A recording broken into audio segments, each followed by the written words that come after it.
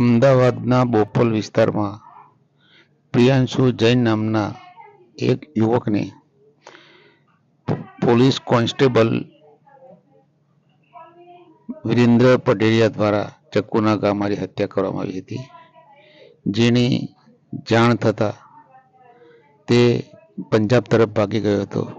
પોલીસે સીસીટીવી અને હ્યુમન રિસોર્સના આધારે તથા ફાસ્ટેગના આધારે પંજાબમાંથી પકડી અમદાવાદ લાવી તેને જાહેરમાં રિકન્સ્ટ્રક્શન કર્યું હતું અને તેને હાથ જોડતો કરી દીધો હતો.